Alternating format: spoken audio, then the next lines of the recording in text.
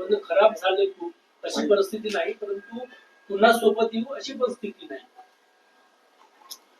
बघा, मला महाराष्ट्रामध्ये हे सगळे कृत्य तुम्हाला तुम्हाला माध्यमाला दाखवायसाठी मी काल अजित पवारांकडे माझी मीटिंग होती, विधिमंडळामधल्या कामकाजाची मीटिंग होती.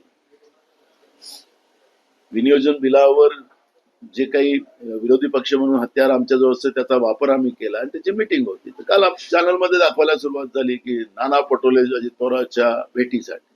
मला भेट काय करायची त्यांची? त्यांचा रोज तर भेट तुमच्या दूरदर्शनवर होतेच. आम्हाला काय भांडणं चालली आहे, काय परिस्थिती आहे, मंत्रालयातल्या घडामोडी आम्हाला रोज कळतात.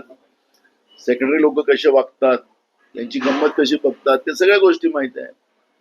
एक मंत्री सांगतो की त्याच्याकडे जायचं नाही, सेक्रेटरीला सांगतो, दुसरा म्हणतो की त्याच्याकडे जायचं नाही.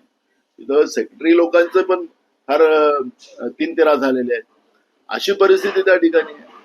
त्यामुळे जे काही लोकशाहीचे आयुध असतात ते आयुध वापरून आम्ही एखाद्या मिटिंगला गेलो, माध्यमाच्या भेटीला गेला. अरे त्या भेटीला गेला म्हणजे काय, मी गेलं भेटीला गेलं म्हणजे काय, काही समजतच नाही. म्हणून मला मुद्दा असा आहे की मुख्यमंत्र्यांनी काय कोणाला सोबत घ्यायचं कोणाला नाही घ्यायचं तो त्याचा प्रश्न आहे, पण ते राज्याचे मुख्यमंत्री आहेत. ते फक्त अदानी अंबानीला जमीन देण्यापुरतं नाही.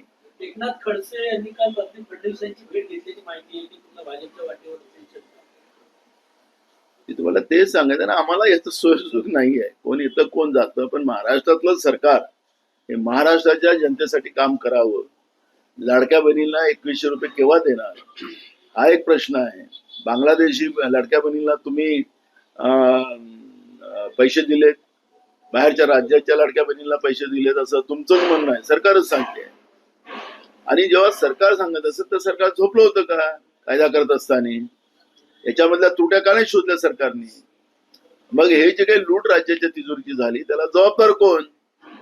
क्रेडिट तर तुम्ही घेतलं, आता जबाबदारी पण घेतली पाहिजे.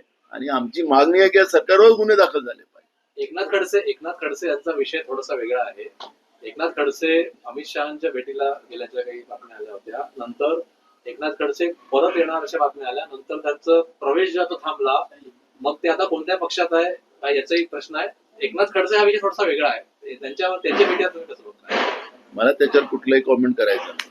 नाना, दिल्लीमध्ये एक तर विधानसभेचं मतदान होत आहे, दुसरीकडे पंतप्रधान जे आहे ते प्रयागराजमध्ये अमृत स्नान करण्यासाठी गेले. कसं पाहतो? इव्हेंट मध्ये बीजेपीला आणि नरेंद्र मोदीला कोणीच पकडू शकत नाही. ते फार स्पेशालिटी आहे त्यांची. कुठल्या वेळेस स्नान करायला जायचं, कोणत्या दिवशी जायचं, कोणत्या दिवशी आपलं भाषण करायचं लोकसभेमध्ये, हे सगळं ठरलेला प्लॅन असतो. त्याला इव्हेंट म्हणतात त्यांच्या भाषेमध्ये. प्रयागराजमध्ये कुंभमेळ्यामध्ये झालेलं इव्हेंट जो भाजपने केलेला होता, त्या इव्हेंटमध्ये मोठ्या प्रमाणात श्रद्धाळूंचा जीव त्या ठिकाणी गेला. त्यांच्या इव्हेंट, त्यांच्या VIP कल्चरमुळे. आणि त्याच्यामुळे किती त्या ठिकाणी श्रद्धाळूंचा मृत्यू झाला हे पण सरकार आकडे सांगायला तयार नाही. आणि म्हणून इव्हेंट बाजाबद्दलची चर्चा मी या ठिकाणी करावी तो काही अर्थ नाही. नितीन राऊत बोलले की संसदेच्या अधिवेशनानंतर नवे प्रदेशाध्यक्ष मिळतील, तरुण आणि आक्रमक प्रदेशाध्यक्ष हवे, त्यांना जर संधी दिली पक्षांनी तर ते त्यासाठी तयार आहे.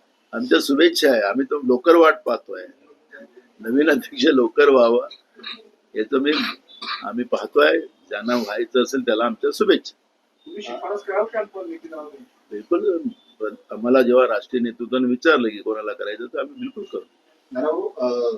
गेल्या 8 वर्षात जवळ 950 ओबीसी विद्यार्थ्यांच्या UPSC मध्ये निवड होऊनही नियुक्त्या रखडलेल्या आहेत. नॉन क्रिमिलेअरचा विषय आहे आणि त्यामुळे या नियुक्त्या रखडलेल्या आहेत. तर राज्यातील 150हून अधिक ओबीसी विद्यार्थी.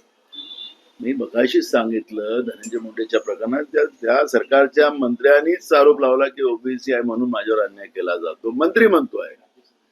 तर मी मगाशीच सांगितलं की महाराष्ट्रामध्ये सातत्यानं ओबीसीच्या विद्यार्थी असेल, राजकीय आरक्षण असेल, या सगळ्या याच्यामध्ये भाजप ठरवून या ओबीसी समाजाला टार्गेट करत आहे. UPSC MPSCच्या परीक्षेमध्ये पास झालेल्या मुलांच्या मुद्दामून क्रिमिनलची अट टाकून त्यांना केंद्रीय नेतृत्व सुद्धा बीजेपीचं, जे स्वतःला काल सांगत होते की प्रधानमंत्री आपल्या भाषणात बोलत होते, काल मी त्यांचं भाषण ऐकत होतो की ओबीसीचं आम्ही संविधानिक आयोग नेमला. अहो, संविधानिक आयोग नेमला तर ओबीसीची जनगणना करा ना आपण. ओबीसीची जातनिहाय जनगणना करा, म्हणजे तुम्ही ओबीसीचे प्रधानमंत्री हे स्पष्ट होईल. मी जे प्रश्न विचारले होते मी जेव्हा खासदार होतो त्याच्या म्हणले की मी मंत्रालय बंद करायला निघालो. ओबीसीचं मंत्रालय उघडायला तयार नाही. महाराष्ट्रामध्ये ओबीसीचं मंत्रालय उघडलं आमच्या मित्रांनी, देवेंद्र फडणवीसांनी, पण तिथं स्टॉप नाही. ओबीसीच्या पोरांसाठी वसतिगृह नाही महाराष्ट्रामध्ये. आणि ओबीसीची कहाणी सांगणारी लोक आणि त्यांचाच मंत्री जेव्हा बोलतोय तर हे कसं आयुष्य बर्बाद करताय ओबीसीच्या तरुण पिढीचं, हे ज्वलंत उदाहरण. युपीएससी आणि एमपीएससीच्या परीक्षेमध्ये पास झालेल्या पोरांना क्रिमिनलच्या नावाने त्यांना पोस्टिंग दिलं जात नाही, ही गंभीर बाब आहे आणि ती आम्ही विधानसभेमध्ये हे मुद्दे उपस्थित करू.